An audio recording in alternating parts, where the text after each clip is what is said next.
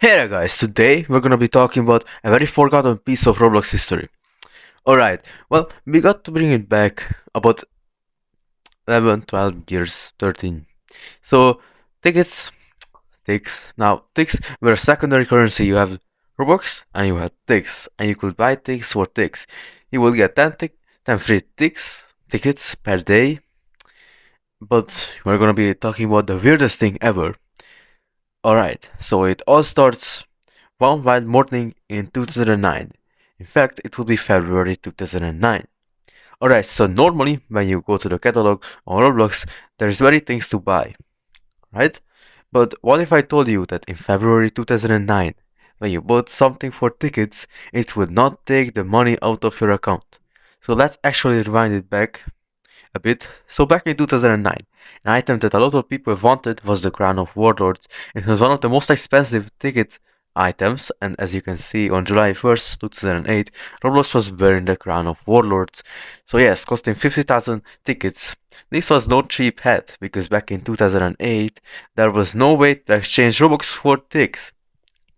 In fact, you had to get 50,000 visits on your game, which was very hard to do, because if you go to the front page on the same day, you could see that the top games only had 1 to 200 people playing, and as you look at the visits here, it's maxing out at like 5,000 in a week. Alright, so to get 50,000 visits, it will take a lot of saving and a lot of people playing your game.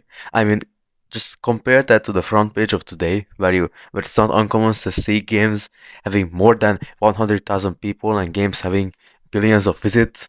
It's crazy how much a game can grow in 50 years. Or alternatively, you could have logged in for 5,000 days straight, but if you do the math, that's a little bit over 13 years of logging in, which you would have that amount of tickets by now, if they still had tickets in the game. But anyway, why am I talking about the Crown of Warlords?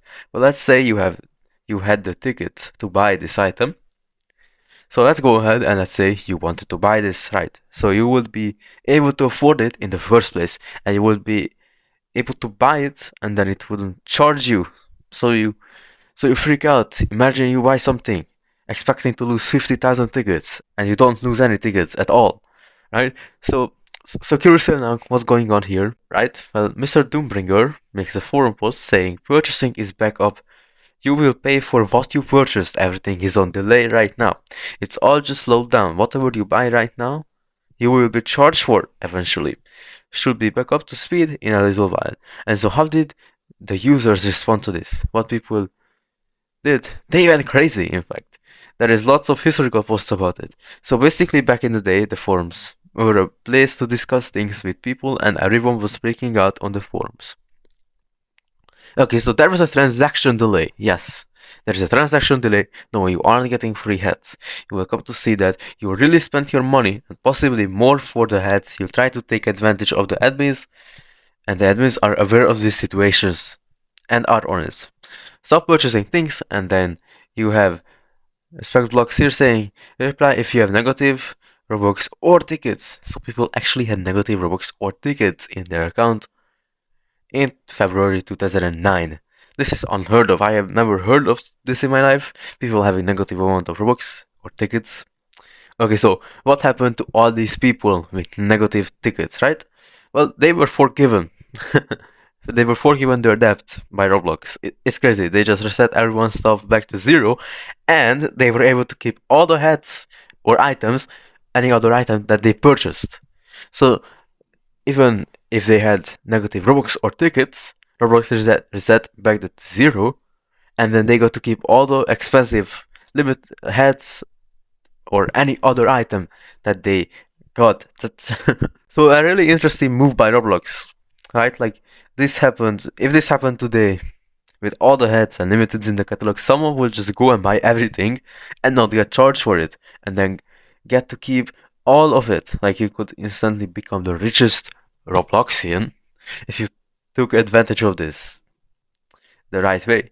Something like this happening in the present day would be crazy. Chaos. It would be chaotic.